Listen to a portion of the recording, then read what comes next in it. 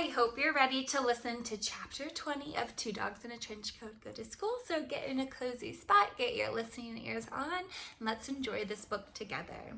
If you remember in chapter 19, Stuart was giving his presentation and the dogs had to go outside because they could smell the squirrel.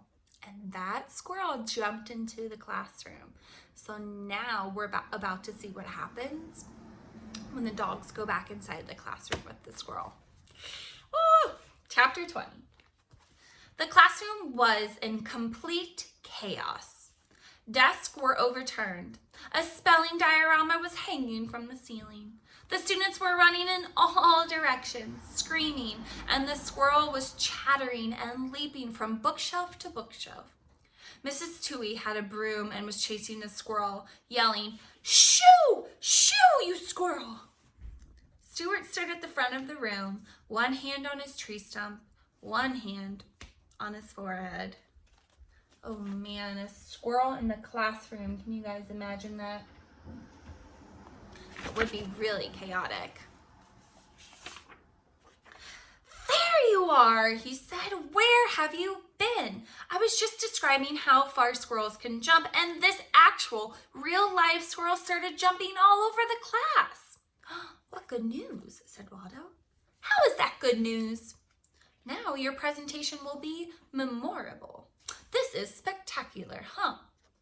"He's right," whispered Sassy. "You should keep going." Stuart looked at his classmates, who were, at that moment, huddled in the corner opposite of the squirrel. The squirrel was sitting casually on top of a globe. Mrs. Toohey stood behind the students and the squirrel with the broom, although it was becoming clear she wasn't sure how to sweep the squirrel out of the classroom. "As you can see," said Stuart, his voice shaky, "squirrels use their tails for balance. By shifting his weight and counterbalancing with his tail, he is able to stand on that thin piece of metal on top of the globe." The squirrel jumped from the globe to the top of Mrs. Toohey's desk. Stuart screamed a little. "Okay, great. Did you see how he spread his body wide while he was jumping?" Stuart pointed at the squirrel. "That's so he can control his speed and direction, like a sail on a ship." Bax moved slowly from the corner, sliding into his chair. "You can also see," said Stuart, "how strong and powerful his back legs are. He uses those to propel himself off of branches. That's how he's able to jump so far. See how small he is? He can jump so far that it's like if you could jump over a building." A few more students very carefully made their way back to their desk. The squirrel sniffed at Stuart's log stump. "Let's see if we can convince him to climb up this stimulated tree so he can show us how he uses his articulated ankle joints. Does anyone happen to have an acorn?" "Sure, I do," said Bax, who dug an acorn out of his pocket and expertly tossed it to Stuart, who placed it on top of the stump. The squirrel lifted his nose a bit, sniffing. "Oh, good," said Stuart. "Squirrels have highly developed senses of smells. It's how they find their food. They can smell if the food is rotten, so they won't even bother climbing the tree to get it. Or they can smell if it's a good acorn." "My acorn's not rotten," said Bax. "I know," said Stuart. "That's just part of my presentation. You can see that this acorn is very fresh." Stuart looked at Bax, and there he goes, up the fake tree. Everyone look at his feet, how he grips the bark.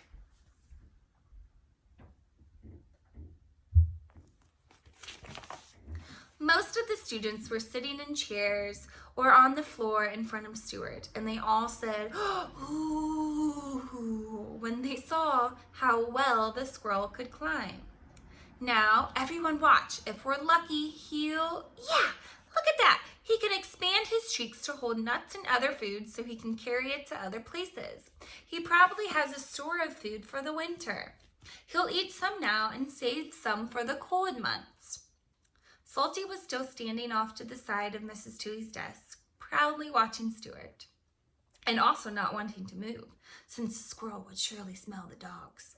Waldo watched the squirrel, who was shaking his tail a bit more aggressively, rotating his tiny ears and sniffing the air. "He is wanting to leave now," Waldo whispered to Stuart. Stuart nodded.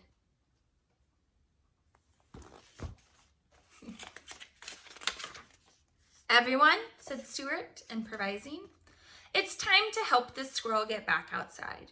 I want you to stand up very carefully and form 2 lines between this desk and that open window. We're going to create a tunnel so he knows how to get out. In squirrel lingo, they call it a magic bridge." Waldo cocked his head at Stuart, who shrugged. The students stood in 2 rows. The squirrel was standing on the log stump now, but was moving more nervously. "Don't forget to tell them about Squirrel Town," whispered Waldo. "Okay, now everyone, hold real still and don't say anything." Stuart picked up the log stump with the squirrel on top of it. He started to walk. "I am entering the magic bridge." The squirrel shifted and made a loud chattering noise.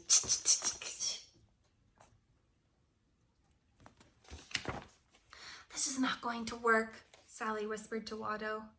"The magic bridge always works," he whispered back. "The magic bridge is something that Stuart just made up 30 seconds ago."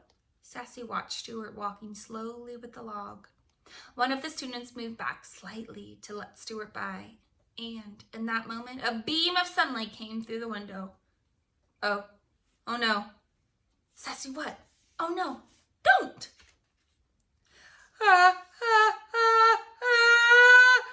Achoo! Sassy sneezed. Waldo hunched over and pretended it was his own sneeze. The thing with Sassy sneezing was she always did it 15 times in a row. The other thing was the squirrel knew the difference between a human sneeze and a dog sneeze, even if no one else in the classroom could tell. The squirrel froze for a second. Stuart moved forward, still carrying the log. "Yippee!" the squirrel yelled, jumping up and bouncing off of Stuart's face and onto the other students' heads. Stuart had been partially right. The magic bridge was useful, but mostly so the squirrel could have a line of children's heads to leap on to get to the open window. Boing, boing, boing, boing. They jumped on their heads. Once a squirrel starts leaping on heads, it's very hard to stand still and in a straight and neat line. Everyone started screaming. The dogs could no longer control their dog instincts and started chasing the squirrel, mostly toward the open window, but also just chasing in general, so the squirrel did not go straight out the window as planned. With every movement of the squirrel, the children screamed louder. Mrs. Toohey still had the broom and was doing a complex martial arts routine, both to scare away the squirrel and to reassure the students. Salty chased the squirrel to the books. Then they chased the squirrel to the computers. Waldo took the skeleton's leg bone in his mouth and growled menacingly. Waldo had hoped to threaten the squirrel with one bone, but they all stayed attached. So he did his best to shake the skeleton back and forth in a frightening manner. Finally, they chased the squirrel from the maps to the math center to the writing corner and out the window, banging the skeleton's head 3 times on the windowsill in triumph as the squirrel hollered insults from the tree outside. Mrs. Toohey slammed the window shut, and the students cheered.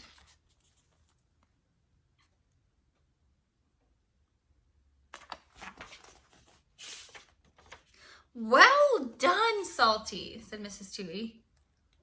"We know what we are doing," said Waldo. "We know all about Squirrel Town."